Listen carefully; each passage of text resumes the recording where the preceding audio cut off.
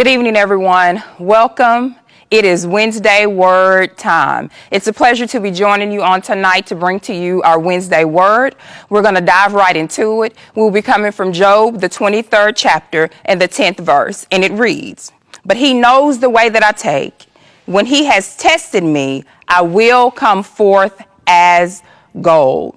So from tonight's passage of scripture, we're going to talk about a clear understanding. Here we have Job letting us know, you know what? God knows the way that I take. And when he's tested me, when I've come through this, on the other side of this, I will come forth as pure gold.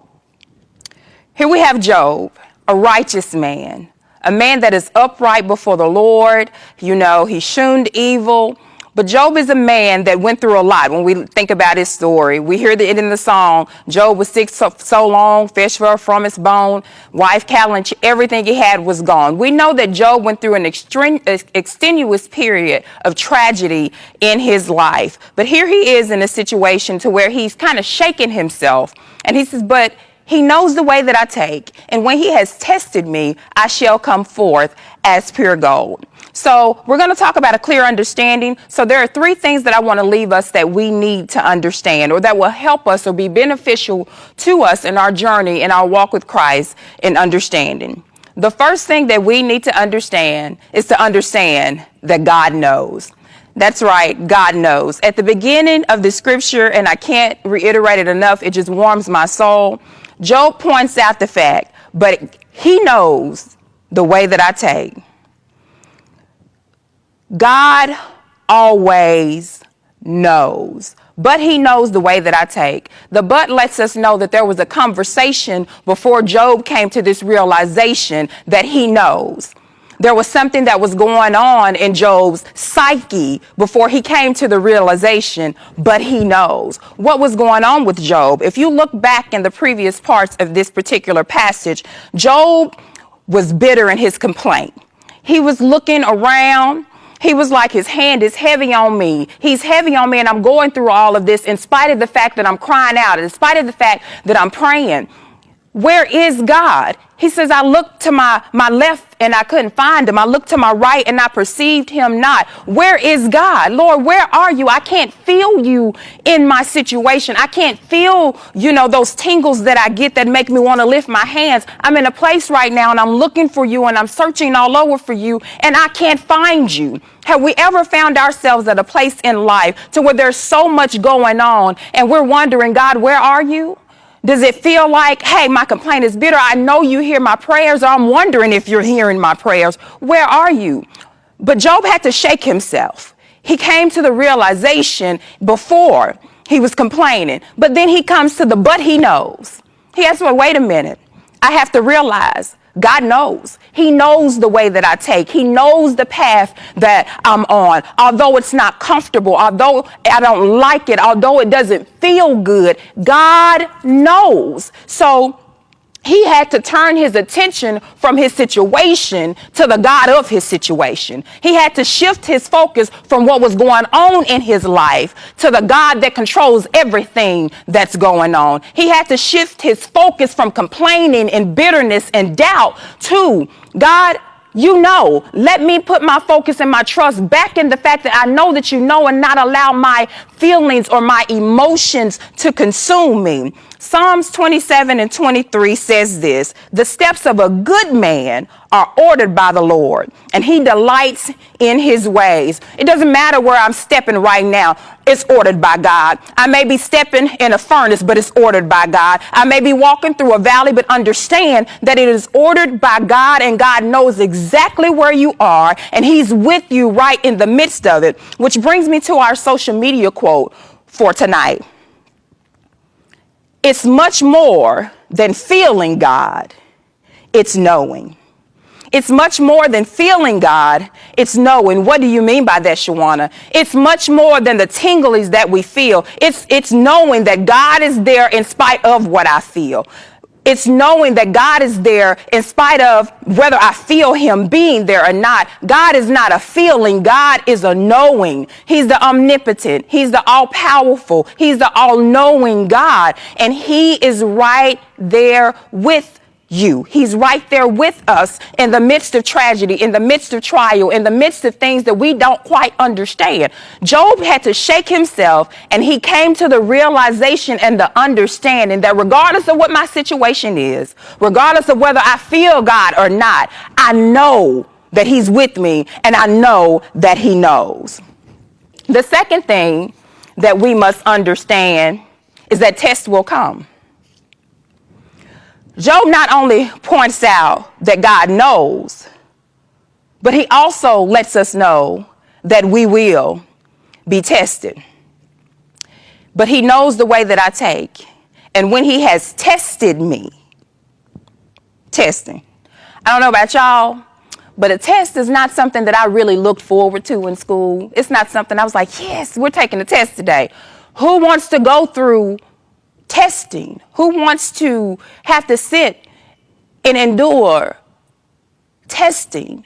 But it's only for a period of time. But testing is something we typically don't get excited about. That was not my thing. I didn't get excited about tests, especially if it was a math test.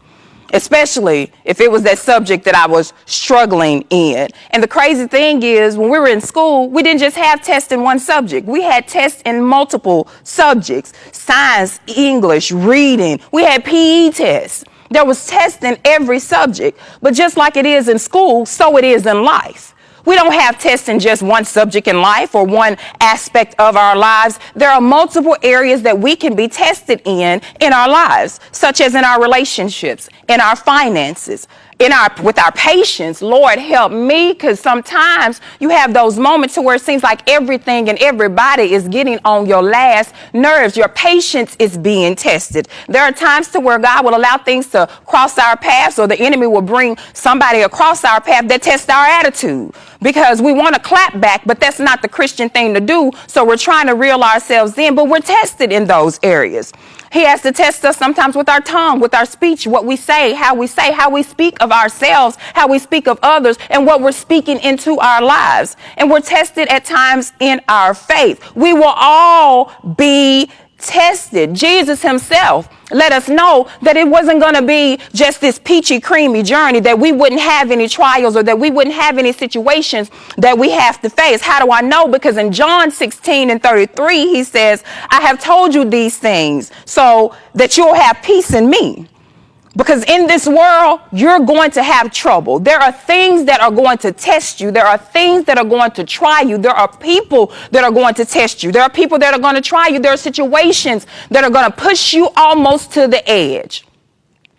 But that's not the end. He says, but be of good cheer, for he's already overcome the world. Job also let us know when he verified this, when he said, hey, I know he knows. But when he's testing me, I'll come forth as pure gold. So point number 3 is understanding that completion will take place. Yes, you will be tested. Yes, there are things that you will go through. Yes, there are things that you will have to endure, but completion will take place. You will be tested, you will be tried, but completion will take place. There will be things that you go through, but completion will take place. There will be tears that you will cry, but completion will take place. It's not over.